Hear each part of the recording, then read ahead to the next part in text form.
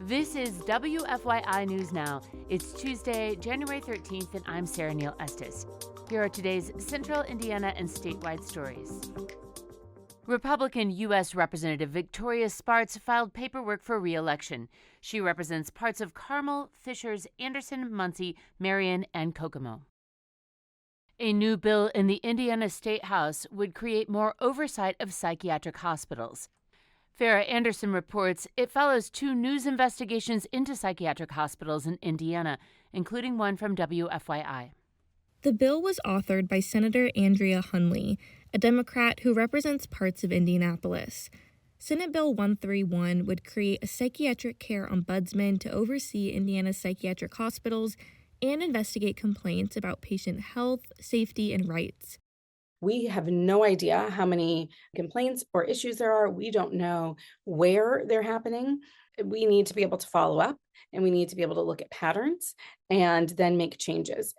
Indiana already has several ombudsman programs, including ones for nursing homes and the Department of Corrections.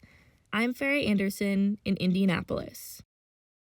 Students at IU Indianapolis are speaking out after an annual dinner observing Martin Luther King Jr. Day was canceled. Jeremy Rubin has the story from content partner Indy. For the first time since 1969, Indiana University will not be hosting its annual dinner in observance of the life of Dr. Martin Luther King Jr. An IU spokesperson said the cancellation reflects a new approach to cut costs at the university and that similar decisions were made with other cultural events. The IU Black Student Union released a statement saying the decision may have been a result of anti-DEI political pressure facing the university. When asked if this was true, the university declined to comment. I'm Jeremy Rubin in Indianapolis. Indiana lawmakers moved to ban ranked choice voting. State law does not currently allow the practice. Paul Leigeman is with the conservative advocacy group Heritage Action, which opposes it. He says it is overcomplicated. Ranked choice voting is a gimmick that would undermine Hoosier elections and all the hard work done over many years to ensure voter confidence. But supporters of ranked choice voting say it gives voters more choice, allowing them to cast votes for third-party candidates without worrying that those votes would be wasted. Julia Vaughn with Common Cause Indiana, a Washington, D.C.-based advocacy group, says it could increase voter turnout and asked why lawmakers would want to ban it. Why spend time banning a type of voting that isn't even used here? The bill passed out of committee on a 7-2 vote. State lawmakers consider a bill to restrict ultra-processed foods from schools that receive federally funded meal benefits. Bill author Republican Representative Julie McGuire says the measure is meant to target a short list of chemical additives that can appear in ultra-processed foods. Importantly, this bill focuses on prevention. At a time when we are spending billions of dollars managing chronic disease on the back end, this bill starts where children eat every day in school cafeterias.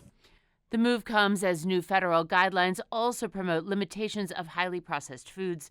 However, Executive Director of the Indiana Pork Producers Association, Josh Chenery, says that including a list of specific additives in the bill does not properly account for how they may be used, including extending the shelf life of meat products. There's more to evaluating the value of a food product than just creating a static list of additives that are used in processing. The legislation would also require schools to post a list of ingredients for breakfast and lunch menus on websites. If approved, the new rules would go into effect for the 2027-28 school year. You're more likely to hear coyotes this time of year as they look for mates. Rebecca Thiel reports a Purdue University expert says they are mostly harmless and play an important role in the ecosystem. Coyotes can help control pests because they eat small, wild animals like mice. But Purdue Extension wildlife specialist Brian McGowan says coyotes are adaptable. They'll also eat cats, small dogs, chickens, sheep, calves. That can sometimes cause conflicts with people. But McGowan says there are simple things you can do to coexist well with coyotes. You can leash your pets or keep them indoors at night. In my neighborhood, I know I have 2 social groups of coyotes. I hear them all the time. And I've got a little dog. We walk around the neighborhood and it's fine.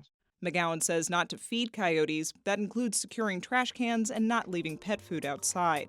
I'm Rebecca Thiel in Bloomington. That's all for today's episode of WFYI News Now. Our podcast is produced by Zach Bundy with support from the news team at WFYI and public media journalists across the state. Kendall Antron produced our music. And if you liked today's episode, remember to subscribe and share. And follow WFYI on Facebook, Instagram, TikTok, and YouTube to get the latest updates from our newsroom anytime. Thank you for listening. We'll see you next time.